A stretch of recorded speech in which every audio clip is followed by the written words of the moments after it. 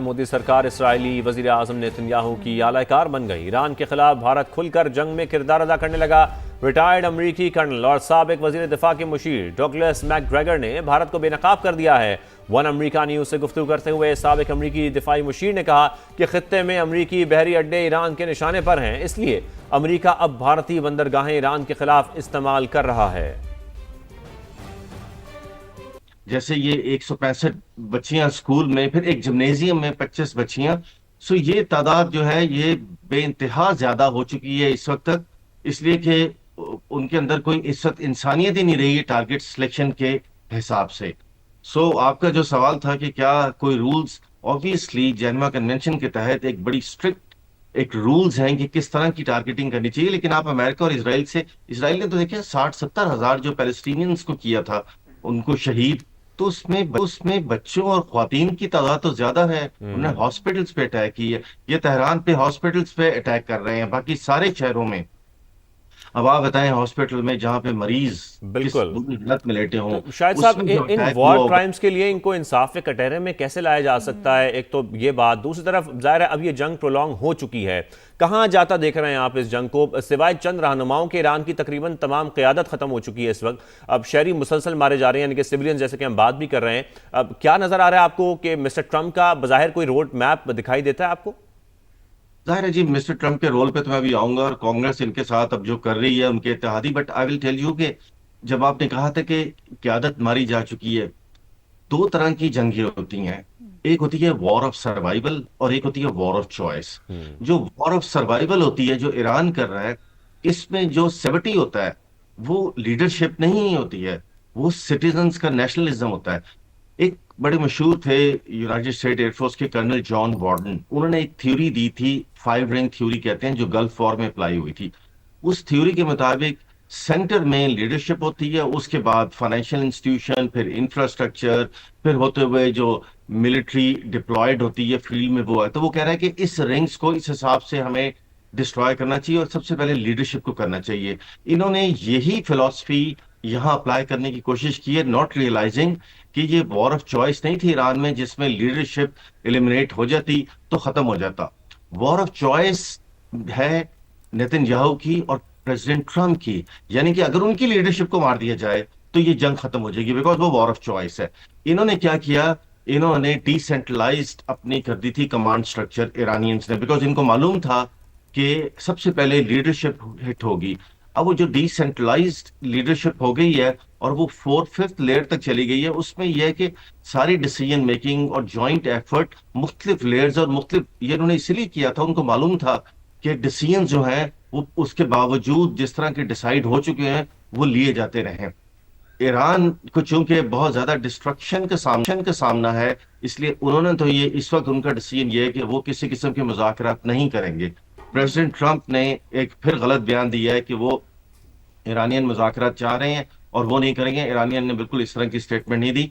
Ali Larijani की अगर आप कल की स्टेटमेंट देख लें, वो बहुत ही सख्त स्टेटमेंट थी, हालांकि ये एक जमाने में मॉडरेट समझे जाते थे, जिन्होंने सारी न्यूक्लियर डील पे भी इन्हीं की निगोसिएशंस हैं, लेकिन उन्होंने कहा है कि वो अमेरिकन और इजराइल को अब नहीं छोड़ेंगे और इस जंग को अपने हातमी इंजाम तक लेकर जाएंगे। बड़ा स्ट्रॉन्ग स्टेटमेंट था बिल्कुल शायद साहब, अली लारिजानी की जानिब से दिया गया था। और जब आपने अपनी गुफ्तगू का आगाज किया था तो डेफिनेटली ट्रंप इंतजामिया की अगर हम बात करें शायद साहब, जहां उनके अपने लोग भी अब तो सवाल उठा रहे हैं कि कोई क्लियर पॉलिसी नहीं है।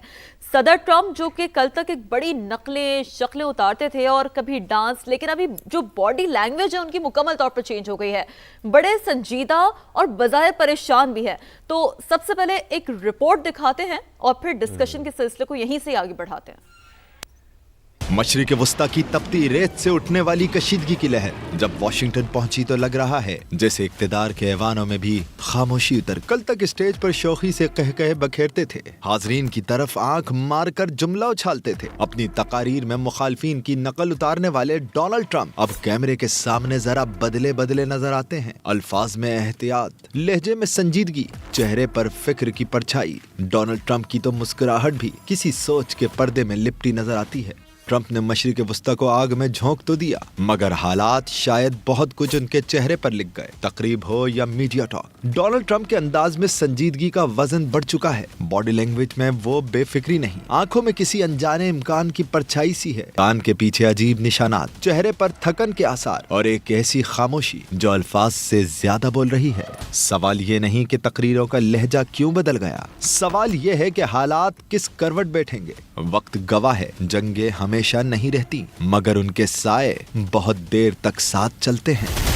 शाहिद साहब, मैं आपकी जानिब आऊँगा। ट्रंप के जो तासुरात हैं इस वक्त और जो सिचुएशन बन गई है, तो इस वक्त आप उनकी कंडीशन क्या देख रहे हैं? क्या वो ये सब कुछ एक्सपेक्ट नहीं कर रहे थे कि इस तरीके से ईरान की जानिब से एक जवाब दिया जाएगा जो इतना प्रोलॉन्ग भी होगा, फिर जंग इस तरीके से खत्ते में फैल भी जाएगी, और फिर साथ में अरब और जो खलीजी मुल्क हैं उनके किरदार को आप कैसे देख रहे हैं? ज़रा इस हवाले से भी बताइएगा। देखिए, ट्रंप साहब की बॉडी लैंग्वेज तो चेंज होने के बहुत अपरेंट रीजंस हैं। 78% अमेरिकन जो हैं वो इस बिल्कुल वॉर के हामी नहीं है। इसी तरह कांग्रेस की शदीद तनकीद है, और अब वो प्रेसिडेंट ट्रंप की पावर को कर्टेल करने की बातें हो रही हैं। सो ये, और आप जानते हैं कि जो इनके सीआई था या पेंटागन था, ये यानी कि इन्होंने जो वॉर गेमिंग की थी या इनके जो एनालिसिस थे वो भी इस चीज़ के खिलाफ थे कि अमेरिका को इस वॉर में जाना चाहिए। लेकिन शायद वो कुव्वतें जो नेतन्याहू को भी वॉर की तरफ आमादा करती हैं, उन्हीं कुव्वतों ने प्रेसिडेंट ट्रंप को भी मजबूर किया, और वो कुव्वतें क्या हैं, दिस इज एनीबॉडीज गेस। फिर आप देखें कि स्पेन के जो हैं इस वक्त प्राइम मिनिस्टर पेड्रो सांचेज, उन्होंने साफ इनकार कर दिया। उन्होंने कहा कोई बेसिस यूज नहीं होगा और हम इस वॉर का हिस्सा नहीं है। कैनेडियन प्राइम मिनिस्टर, जिन्होंने शुरू में थोड़ा सा इनका साथ दिया था, अब उन्होंने भी इनको इजराइल को एडवाइस किया है। इसी तरह इंग्लैंड जो रिपोर्ट थी कि पिछले 6 महीने से ये साइप्रस में जो ब्रिटिश बेस है उस पे इनके कार्गो एयरक्राफ्ट रोज आते थे और असला डाउनलोड करते थे जो फर्दर इजराइल शिफ्ट होता था। तो इसलिए इस बेस पे भी रिपोर्टेडली एक ड्रोन आ चुका हुआ है, और अमेरिकन को इन्होंने रिफ्यूज कर दिया है कि ये बेस अब यूज नहीं होगा, और इस पे भी प्रेसिडेंट ट्रंप जो है वो यूके से नाराज है। एक पॉइंट में यहाँ पर शायद साहब ऐड कर दूं, अब क्योंकि यूरोपियन ममालिक की भी बात हो रही है, स्पेन में भी हम देख रहे हैं कि स्पेन के हवाले से ट्रंप साहब की जो स्टेटमेंट सामने आई है वो भी बड़ी कोई खतरनाक किस्म की स्टेटमेंट लग रही है। जैसे कि वो कह रहे हैं कि अगर वो हमें अपनी बेसिस इस्तेमाल नहीं करने देंगे तो हम जानते हैं कि हम उन बेसिस को कैसे इस्तेमाल करना है। लेकिन मैं आपको एक और बड़ी इंटरेस्टिंग चीज बताऊं कि इस वक्त जो इनकी बहरिया है उसको जो इस वक्त लॉजिस्टिक स्टेशन बना हुआ है वो इंडिया ने प्रोवाइड किया है।